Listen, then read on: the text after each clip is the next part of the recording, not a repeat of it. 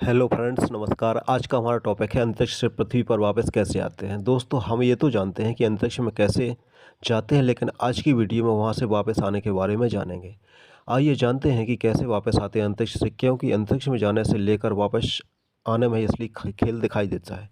अंतरिक्ष की यात्रा करने के लिए हमें रॉकेट की मदद लेनी पड़ती है, क्योंकि इसके बिना कोई भी अंतरिक्ष में नहीं जा सकता। इसके अलावा स्पेस क्राफ्ट से भी अंतरिक्ष में जाया जा सकता है।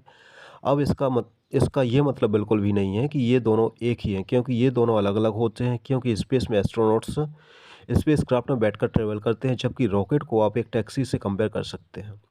वहीं स्पेसक्राफ्ट को एक सवारी से अंतरिक्ष में स्पेसक्राफ्ट का ही मेन काम होता है। इसी में एस्ट्रोनॉट्स और एक्सपेरिमेंट के लिए ज़रूरी इक्विपमेंट रखे होते हैं। इसलिए अंतरिक्ष में जाने के लिए स्पेसक्राफ्ट और रॉकेट दोनों ज़रूरी होते हैं, क्योंकि जिस स्पेसक्राफ्ट से अंतरिक्ष यात्री को पृथ्वी से अंतरिक्ष में भेजा जाता है, उसे रॉकेट्स के इंजन से ही छोड़ा जाता है और वहीं से उसे अंतरिक्ष तक पहुंचना होता है। इस पूरी प्रोसेस को बेहतर तरीके से समझने के लिए पहले आपको ये जानना होगा कि रॉकेट काम कैसे करता है।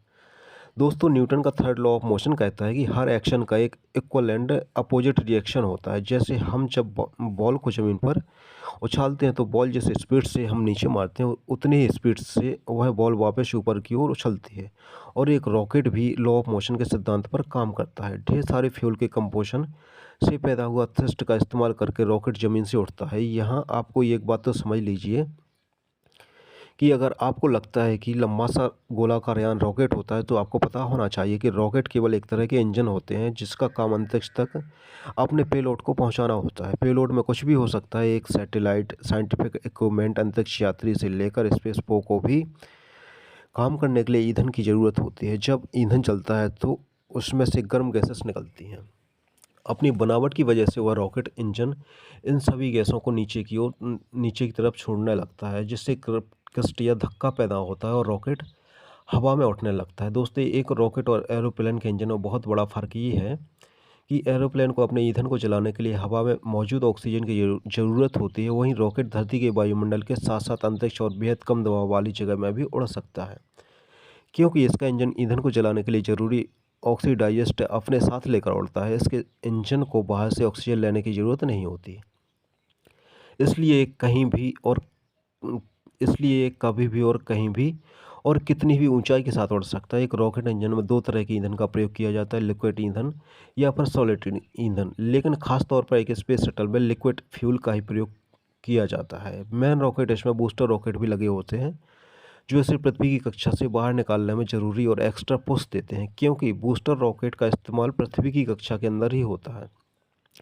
इसमें सॉलिड प्रोपेलेंट का ही प्रयोग किया जाता है। फ्यूल खत्म होने के बाद ये मेन रॉकेट अपने इंजन से अलग हो जाते हैं और बाकी का रॉकेट अपने आगे की ओर निकल जाता है। अब आपको ये तो पता चल ही गया होगा कि रॉकेट क्या होता है, कैसे काम करता है। अब बढ़ते हैं स्पेसक्राफ्ट की तरफ, जो कि एक हवाई जहाज़ की तरह होता है, जिसके अंदर अंतरिक्ष यात्रियों के रहने, खाने पीने और सोने जैसी तमाम ज़रूरतों के हिसाब से सारी फैसिलिटीज़ मौजूद होती हैं।